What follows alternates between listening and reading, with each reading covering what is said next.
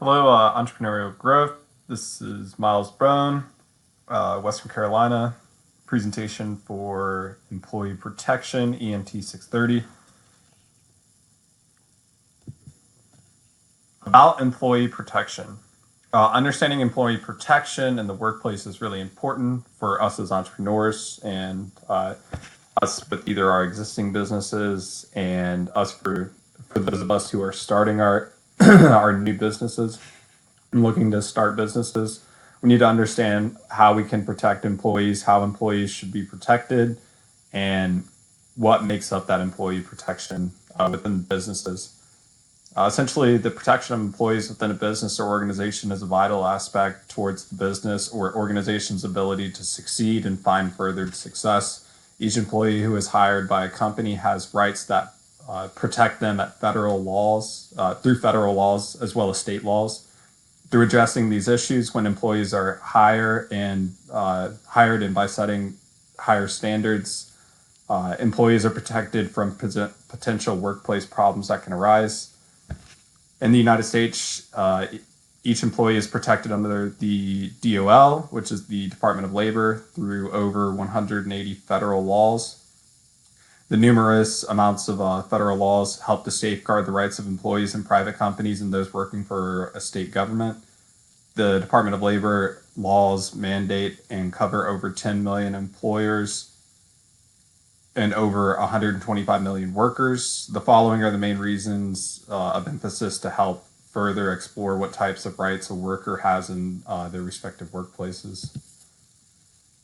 And the rights of employees in those workplaces involve wages and hours, workplace safety and health, workers' compensation, employee benefit security, unions and members, and we will also discuss a few more. Wages and hours that are worked by employees are given protection in the workplace.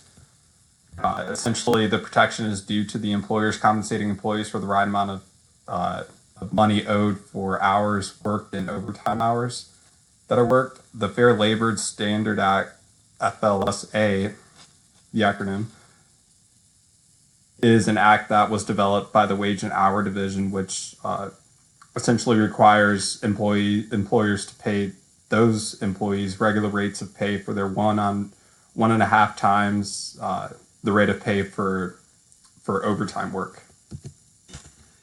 Workplace safety and health. This essentially pertains to the Occupational Safety and Health Act, the OSHA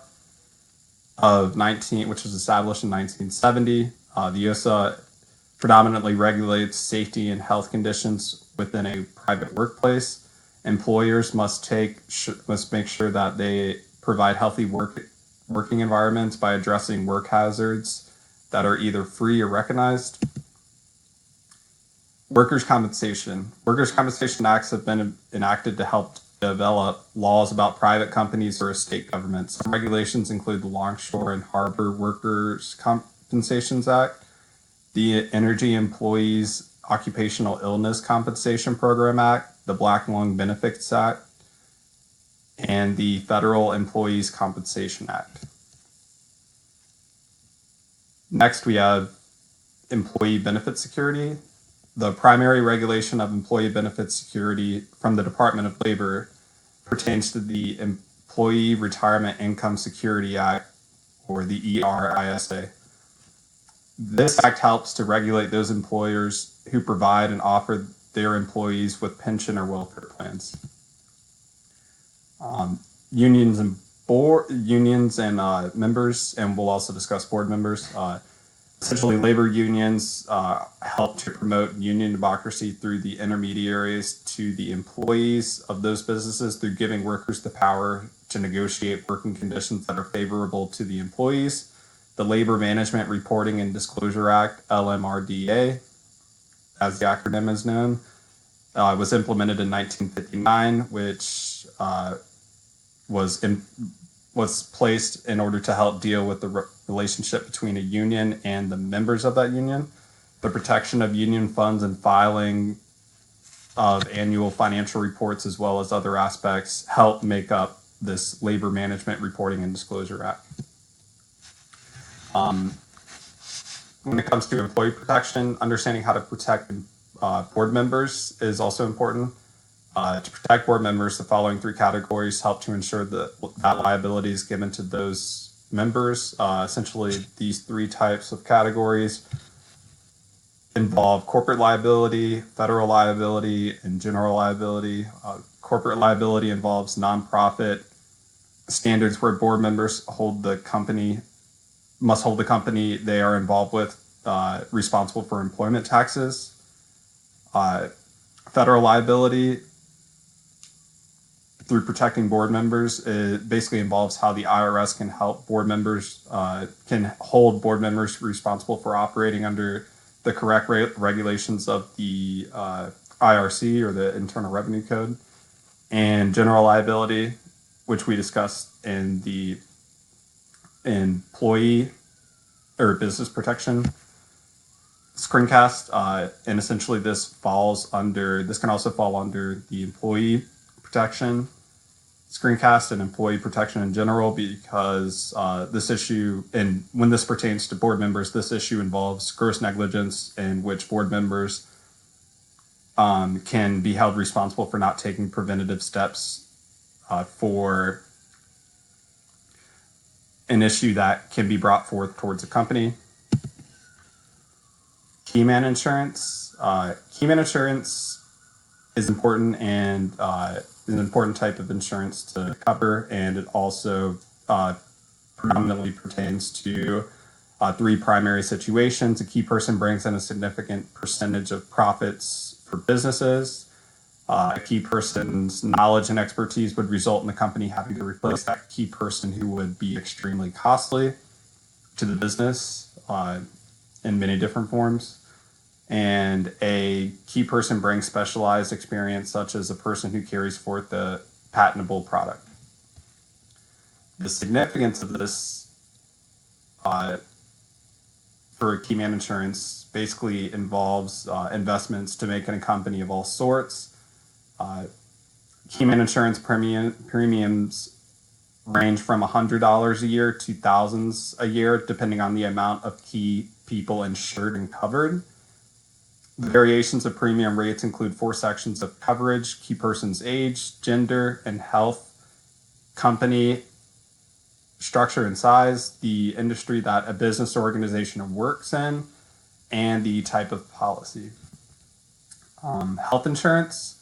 So essentially, an editor at Zane Benefits, Aaron Rennick, notes that there are 4 main types of health insurance policies employees should consider when looking at policies, and those are PPO health insurance plans, HMO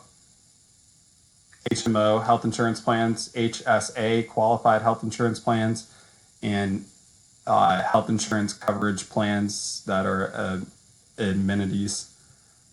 Through PPO health insurance plans, employees get their medical care from hospitals and doctors on the insurance company's list of preferred providers. Through HMOs, health insurance plans, employees will need to select a primary care physician for their health and care needs. Through HSA, qualified health insurance plans, those essentially revolve around PPO plans, but the health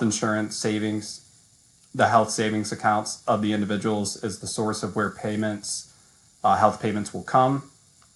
And lastly, we have indemnity health insurance plans. An employee can be required to pay upfront, then they pay upfront, and then they have to contact the insurance company to gain reimbursements for the money that was spent. Essentially, here are some reasons to offer health insurance to employees. 5 of those reasons can be explained through an article developed by Unicorn HRO, which helps to explain how many individuals are seeking employment in the corporate world. Through seeking employees look for job security in today's day and age, and the different markets that make up the workforces employees are looking to gain work in. The ability to know that their health insurance policies are covered is one way that employees and employers can both benefit from each other. Health insurance policies are offered at 89% of large businesses to the employees, and while on the other hand, we have small and mid-sized companies where only 75% of those companies provide health insurance policies to their employees. With the cost of healthcare continuing to grow in the United States, more and more essentially more future employees seek to find jobs at businesses that offer health insurance and those types of securities. Next, we should discuss workers' compensation and insurance policies. Workers' compensation insurance policies are types of benefits injured employees get through workers' compensation laws. An industry veteran of insurance companies who had worked in insurance companies, Maureen Bonner, helped to explain that essential elements of workers' compensation involves medical coverage. Many states provide coverage for medical problems. However, the way that benefits received by employees can differ, and the way that they are received can differ.